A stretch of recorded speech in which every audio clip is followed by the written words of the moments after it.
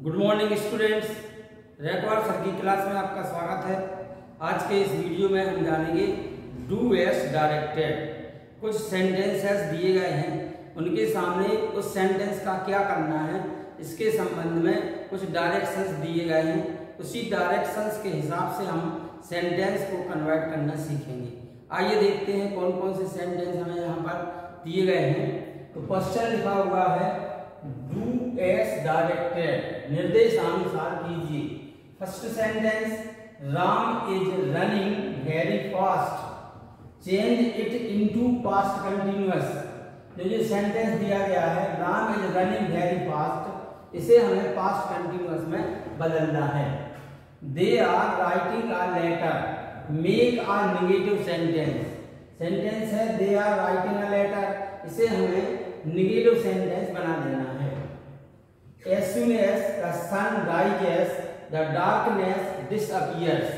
इस सेंटेंस का प्रारंभ as soon as से है, डायरेक्शन है use no sooner than in place of as soon as। जहां पर as soon as है उसको हमें हटाना है और no sooner than का हमें प्रयोग करना है। नेक्स्ट सेंटेंस है unless they are called they will not come। Sentence का प्रारंभ है unless से, हमें use if in place of unless, जहां पर अनलेस है उसके स्थान पर हमें इफ का प्रयोग करना है। नेक्स्ट है they will eat an apple, change the voice. इस सेंटेंस का हमें वॉइस चेंज करना है, they will eat an Apple. आइए देखते हैं हम कैसे इनको चेंज करेंगे। फर्स्ट सेंटेंस है Ram is running very fast, direction क्या है change it into past continuous. जो सेंटेंस दिया गया है वह किसी भी टेंस में हो, इससे हमें ज्यादा फर्क नहीं पड़ता। फर्क कहाँ पड़ेगा, जिस सेंटेंस में हमें चेंज करना है उसका हमें स्ट्रक्चर पता होना चाहिए। किस सेंटेंस में हमें चेंज करना, हमें चेंज करना है पास्ट कंटिन्यूअस टेंस में। तो पास्ट कंटिन्यूअस टेंस का स्ट्रक्चर क्या है ये हमारे माइंड में अच्छी तरह से होना चाहिए। देखिए ये है पास्ट कंटिन्यूअस। पास्ट कंटिन्यूअस का जो स्ट्रक्चर है वो इस प्रकार से है। क्या है, सबसे पहले सब्जेक्ट का प्रयोग होता है, सब्जेक्ट के बाद में या तो वाज आएगा या वर आएगा, फिर जो वर्ब होगी वो आईएनजी फॉर्म में आएगी, इसके बाद में ऑब्जेक्ट आएंगे। एक बार फिर से देखेंगे, पहले आएगा सब्जेक्ट, सब्जेक्ट के बाद सब्जेक्ट के अनुसार या तो वाज या वर्ब, जो भी वर्ब होगी उसका हमें आईएनजी फॉर्म रखना है, फिर ऑब्जेक्ट वगैरह रख देंगे। देखो यहाँ पर वाज लिखा है और वर्ब लिखा है, तो जो वाज का प्रयोग हमें करना है वो आई के साथ करना है, ही के साथ करना है, सी के साथ में, इट के साथ में, और एनी नेम, कोई भी नाम, जो नाम है ना वो सिंगुलर होना चाहिए। नाम कैसा होना चाहिए, सिंगुलर। इसके बाद में लिखा है वर्ब, तो देखो वर्ब में हम क्या करेंगे, बी के साथ हम वर्ब का प्रयोग करेंगे, यू के साथ करेंगे, दे के साथ करेंगे, और एनी नेम, जो एनी नेम है वो प्लूरल होना चाहिए। एनी नेम कैसा होना चाहिए, प्लूरल होना चाहिए। तो स्ट्रक्चर क्या है पास्ट कंटिन्यूअस का, पहले सब्जेक्ट, फिर सब्जेक्ट के अनुसार या तो वाज या वर्ब, वर्ब में आईएनजी और फिर ऑब्जेक्ट आएगा। ये है इसका स्ट्रक्चर। इस स्ट्रक्चर के अनुसार हमें जो सेंटेंस दिया है उसको बदलना है। आइए तो बदलते हैं। सबसे पहले क्या होगा, सब्जेक्ट। सब्जेक्ट क्या है इसमें, राम। राम के बाद में सब्जेक्ट लिखने के बाद या तो वाज आना है या वर्ब। तो वाज जो सब्जेक्ट है वो कैसा है, ये सिंगुलर सब्जेक्ट है, किसी का नाम है ये, और कैसा नाम है, सिंगुलर, माने एक नाम। राम, यदि राम एंड मोहन होता तो डबल नाम हो जाते, प्लूरल हो जाता, इसलिए हम वर्ब का प्रयोग करते हैं। राम के साथ हम किसका प्रयोग कर देंगे, वाज का। फिर वर्ब में आएंगे तो पहले से ही दिया है आएंगे तो उसी को लिख देंगे, Ram was running very fast. Ram was running very fast. ये आपका ये था जो पहला वाला वाक्य है, जिस सेंटेंस का प्रेजेंट इंडेफिनिट का। कौन सा टेंस था? प्रेजेंट नहीं, प्रेजेंट कंटिन्यूअस। कौन सा टेंस था ये? प्रेजेंट कंटिन्यूअस, जिसमें हमने चेंज कर लिया है तो कौन सा सेंटेंस बन गया है? Past continuous. तो पास्ट, तो यदि हमें किसी दिए हुए एक सेंटेंस को किसी दूसरे टेंस में बदलना है तो हमें क्या ध्यान में होना चाहिए? हमें उस जो भी से जिसमें हमें बदलना है उसका हमें स्ट्रक्चर पता होना चाहिए। चलिए हम देखते हैं नेक्स्ट सेंटेंस क्या है। नेक्स्ट सेंटेंस है they are writing a letter, make a negative sentence. Sentence जो दिया है they are writing a letter, इसको हमें नेगेटिव बनाना है। तो नेगेटिव कैसे बनाएंगे? यहाँ पर देखो, यदि हमें किसी सेंटेंस को नेगेटिव बनाना है तो उसके लिए ये इस प्रकार की ये हमें रूल्स फॉलो करना पड़ेगा। तो पहला जो रूल है वो ये है, जो भी सेंटेंस दिया है उसकी वर्ब देखना। उसको क्या देखना है हमें? वर्ब। जो सेंटेंस दिया है उसके हम वर्ब देख रहे हैं। दूसरा काम ये है, जो वर्ब है वो हमें इस प्रकार, या तो एम भी होगी, एम भी का मतलब मेन वर्ब। यदि मेन वर्ब है तो मेन वर्ब है तो या तो पहले फॉर्म में होगी, तो पहले फॉर्म में है तो डू नॉट प्लस V1 कर देंगे, या तो वो वर्ब सेकंड फॉर्म में होगी तो डिड नॉट प्लस V1 कर देंगे, या फिर जो वर्ब है उसमें एस या ईएस लगा होगा तब हम क्या कर देंगे? Does not plus V1। ठीक है, देखो हम वर्ब देखेंगे। यदि वर्ब एम भी यानी मेन वर्ब है, मेन वर्ब है तो या तो मेन वर्ब का पहला रूप मिलेगा या दूसरा मिलेगा या एस या ईएस फॉर्म मिलेगा। अगर पहला रूप मिला है तो डू नॉट धन V1 करना, दूसरा रूप मिला है तो डिड नॉट धन V1 करना है, वर्ब में एस या ईएस मिला है तो डज नॉट धन V1 करना है। हो सकता है हमें एम भी ना मिले, एच भी मिलती है। क्या मिलती है? एच भी। मान लो हमें हेल्पिंग वर्ब मिलती है तो हम क्या कर देंगे कि जो हेल्पिंग वर्ब है उसी के बाद में हम नॉट रखते हैं, कुछ नहीं करते। क्या कर देंगे हम? यदि हेल्पिंग वर्ब है तो हेल्पिंग वर्ब के बाद हम नॉट रख देते हैं। चलिए जो सेंटेंस दिया है उसको देखो। इस सेंटेंस में हम वर्ब को पता करना है पहले। दे, ये तो सब्जेक्ट होगा, सब्जेक्ट के बाद ही वर्ब का प्लेस होता है। तो दे आर राइटिंग, इसमें जो वर्ब है दो वर्ब है, एक आर है और एक राइटिंग है। जो आर है ये हेल्पिंग वर्ब है। आर कौन सी वर्ब है? Helping verb. और राइटिंग कौन सी वर्ब है? मेन वर्ब है। तो यदि हमें पहले ही दे दी गई है हेल्पिंग वर्ब तो हमें फिर मेन वर्ब से कोई मतलब नहीं है। यदि हमें आर हेल्पिंग वर्ब दी है तो हमें मतलब हेल्पिंग वर्ब है तो हमें क्या कर देना? केवल हमें नॉट रख देना। तो आंसर क्या हो जाएगा? आंसर होगा they are not writing a letter. They are not writing a letter. ये कौन सा सेंटेंस बन गया? ये नेगेटिव बन गया है। तो यदि हमें किसी सेंटेंस को नेगेटिव बनाना है तो उस सेंटेंस की हम वर्ब देखेंगे। वर्ब या तो मेन वर्ब होगी या हेल्पिंग वर्ब होगी। यदि मेन वर्ब है या तो उसका पहला रूप होगा या दूसरा रूप होगा या एस या ईएस रूप होगा। यदि हेल्पिंग वर्ब है तो हेल्पिंग वर्ब में हमें केवल नॉट को रख देना है। चलिए हम देखते हैं थर्ड सेंटेंस क्या है। नेक्स्ट सेंटेंस ये दिया गया है, क्या दिया है? डू एज डायरेक्टेड में as soon as the sun rises the darkness disappears. जैसे ही सूर्य उदित होता है अंधकार गायब हो जाता है। वाक्य का प्रारंभ किससे है? एज सून एज से। हमें किससे प्रारंभ कर देना है? नो सूनर देन से वाक्य की हमें शुरुआत करनी है।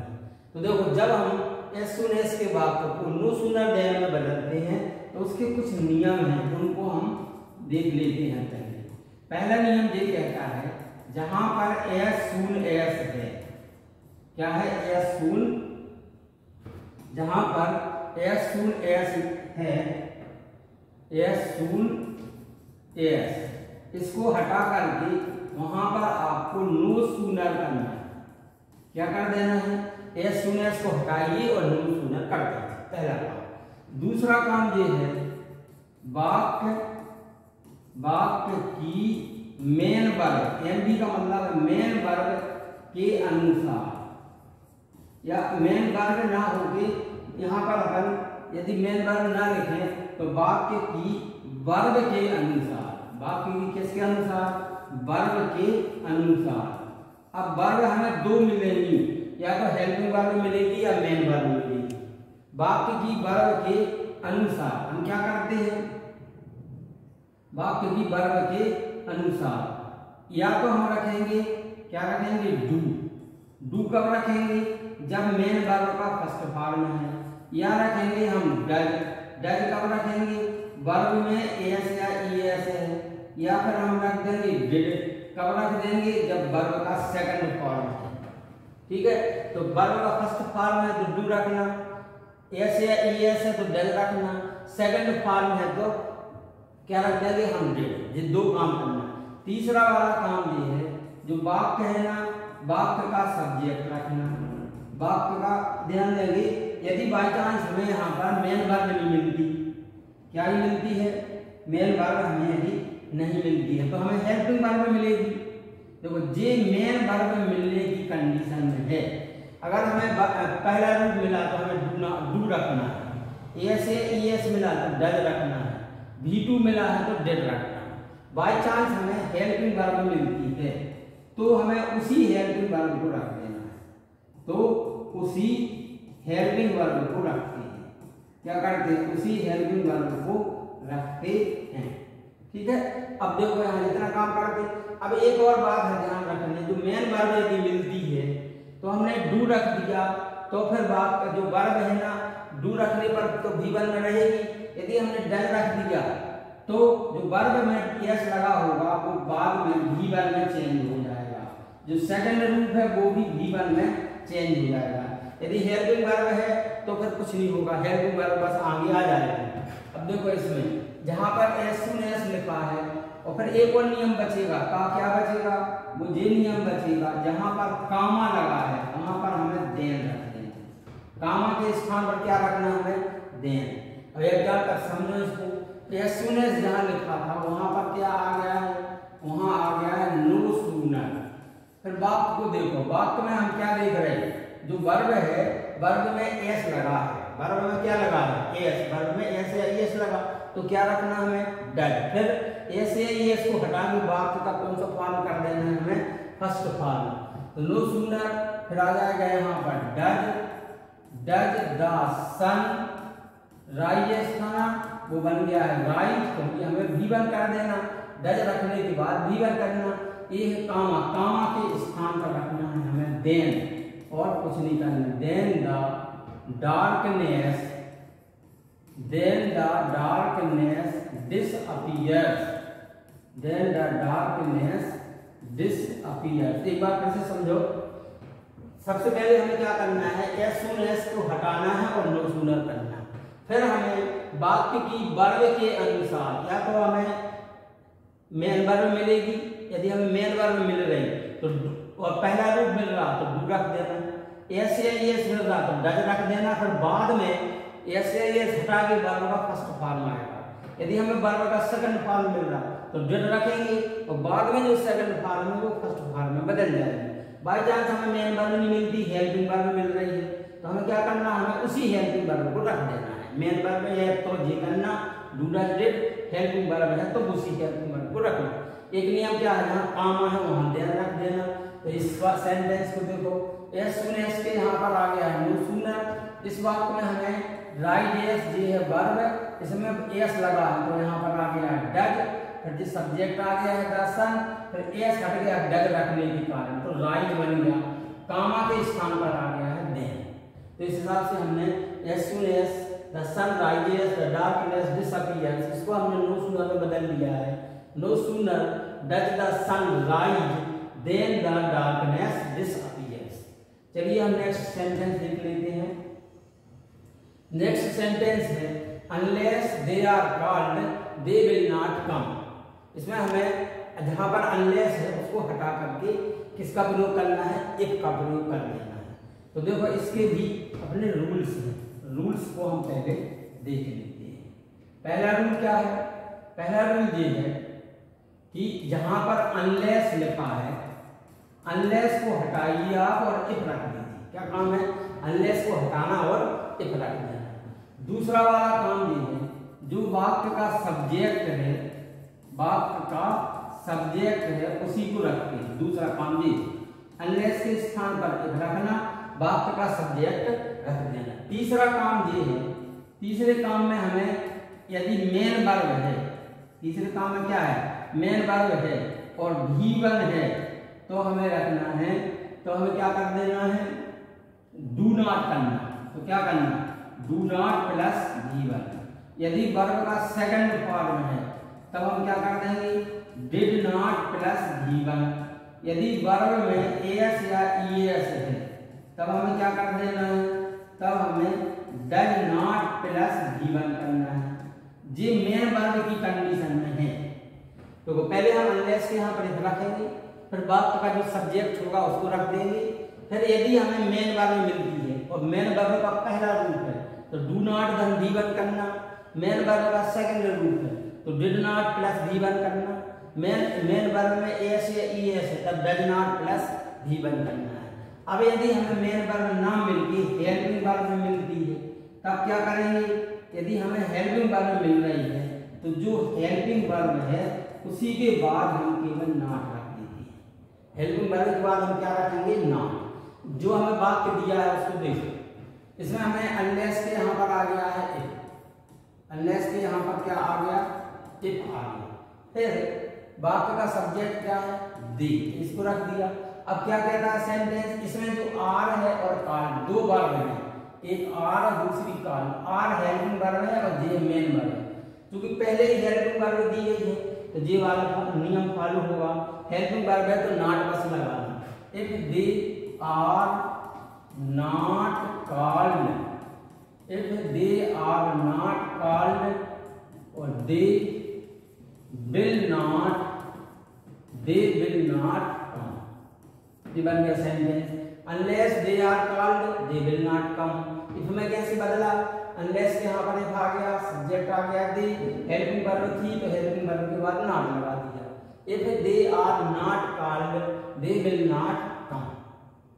अब नेक्स्ट सेंटेंस देखेंगे। नेक्स्ट सेंटेंस है they will eat an apple change the voice. They will eat an apple change the voice. इसमें हमें वॉइस चेंज करना है। तो जी वाला जो सेंटेंस है जी एक्टिव वॉइस है, तो पैसिव वॉइस में वर्ब का तीसरा रूप आता है। इसमें हम देख रहे हैं विल के बाद में ईट है, ईट वर्ब का फर्स्ट फॉर्म है। ये एक्टिव वॉइस है। एक्टिव वॉइस को हमें पैसिव वॉइस में बदलना है। तो देखो पैसिव वॉइस में बदलने के कुछ नियम, इसको देख लेते हैं। पहला काम ये है, जो भी हमें वाक्य दिया है उसका जो ऑब्जेक्ट है, ऑब्जेक्ट को रखना। पहला काम, पहला क्या काम है? ऑब्जेक्ट रख देते हैं। दूसरा वाला क्या काम है? दूसरा काम है बी का फॉर्म रखते हैं। क्या रख देते हैं? बी का फॉर्म। जैसे ऑब्जेक्ट रखा फिर हम बी का फॉर्म रखेंगे। अब देखो जो बी के फॉर्म की विधि है, यदि हमें वर्ब का फर्स्ट फॉर्म दिया है तो या तो इज रखना या एम रखना या आर, ये बी के फॉर्म है। यदि हमें वर्ब का सेकंड फॉर्म दिया है तो या तो हमें वाज रखना है या वर रखना है। यदि हमें वर्ब का तीसरा रूप दिया गया है तो फिर हमें बी का तीसरा रूप रखना है बीइंग। बी का कौन सा रूप रख देना है? बीइंग। अब देखो यदि हमें वाक्य में इज, एम और आर, इसके बाद वर्ब का आईएनजी फॉर्म है तो हमें इज, एम और आर इनमें से कोई एक तो रखेंगे, साथ में बीइंग रख देंगे। और यदि हमें वाज या वर दिया है, इसके बाद में वर्ब में आईएनजी है तो वाज या वर तो रखेंगे और इसके साथ में क्या रख देंगे? इसके साथ में हम बीइंग रख देंगे। इसके साथ क्या रख देंगे? बीइंग। ऐसे यहाँ पर क्या होता है, जी जहाँ जब वर्ब का तीसरा रूप आएगा ना तो इसके पहले या तो हैज आएगा या हैव आएगा या हैड आएगा। इतनी चीज आएंगी, या तो हैव या हैज या हैड। तो इसमें भी हमें ये तो रखना ही पड़ेगा। क्या रखना पड़ेगा? हैज है तो हैज रखो, हैव है तो हैव रखो, हैड है तो हैड। फिर हमें इसके बाद में हमें बीइंग रखना है। इतना हो गया। अब बाई चांस ये सब कुछ नहीं आया, हमें कोई मॉडल आ गया, क्या दिया गया है हमें मॉडल 13 मॉडल है जो हमें जानकारी होना चाहिए। 13 मॉडल कौन से हैं देख लेते हैं। जैसे ये लिखा है will, would, can, could, may, might, shall, should, must, need, dare, used to और आर्ट टू। यूज्ड टू और ये मॉडल्स अगर हमें दिए गए हैं तो हमें क्या करना है, जो मॉडल दिया गया है उस मॉडल को रखना है, धन बी रख देंगे। मॉडल के बाद में क्या है, मॉडल दिया उस मॉडल के बाद बी रखेंगे, ठीक है। फिर इसके बाद में हो सकता है मॉडल के बाद हेयर दिया गया हो, मॉडल के संग क्या दिया गया हो हेयर, तो हम मॉडल रखेंगे और जो हेयर है उसको हम हेयर बीन में बदल देंगे। क्या किसमें बदल देंगे, हेयर बीन में। ये काम इतना करना है, ठीक है। और क्या करना है इसके, ये तो एक नियम हो गया है ऑब्जेक्ट रखना, दूसरा नियम हो गया है बी का फॉर्म रखना।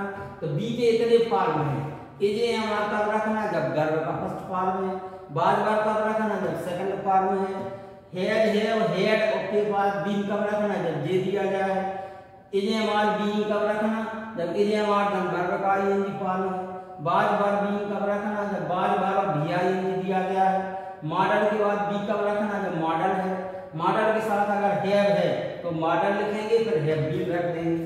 तीसरा वाला नियम और है, तीसरा नियम कहता है जो वर्ब दी गई है उसका तीसरा रूप रखते हैं, जो हमें वाक्य में वर्ब है उसका चौथा नियम है प्रीपोजिशन बाय रखते हैं। पांचवा नियम क्या कहता है कि सब्जेक्ट रखते हैं, लेकिन जो सब्जेक्ट है वो ऑब्जेक्ट फॉर्म में रखते हैं। सब्जेक्ट किस फॉर्म में रखेंगे, ऑब्जेक्ट फॉर्म में। कैसे ऑब्जेक्ट फॉर्म में, देखो जी यहाँ पहला सब्जेक्ट होगा, इसका ऑब्जेक्ट फॉर्म होगा। जैसे आई है, आई का मी हो जाएगा, बी का क्या होगा अस हो जाएगा, यू का क्या हो जाएगा, यू का यू होगा, ही का क्या होगा, ही का हिम हो जाएगा, सी का क्या होगा, सी का हो जाएगा हर, और दे का क्या होगा, दे का हो जाएगा दे।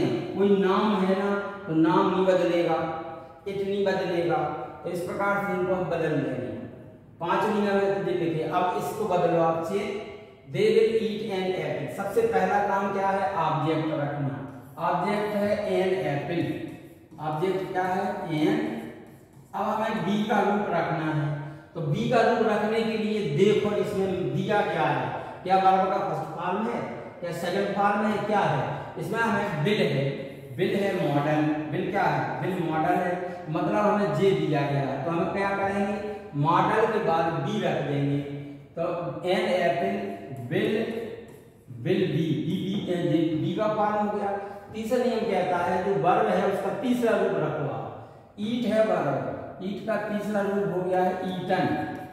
दे an apple will be eaten, फिर क्या रखना हमें, इसके बाद हम बाय रखना, और जो दे है सब्जेक्ट, तो इसका हम दे का क्या रख देंगे, देखो ये दे का दे, तो सब्जेक्ट फॉर्म को हम ऑब्जेक्ट फॉर्म में रख देंगे। तो इस प्रकार से हम कोई भी सेंटेंस है उसे एक्टिव से पैसिव में बदल देंगे। तो यहाँ पर कुछ सेंटेंस थे डू एज डायरेक्टेड से रिलेटेड, 5 सेंटेंस थे, इनको हमने बड़ी अच्छी तरीके से बताया है कैसे हमने उनको बदला है। आशा है आपको वीडियो में बताई गई हर बात समझ में आ गई होगी।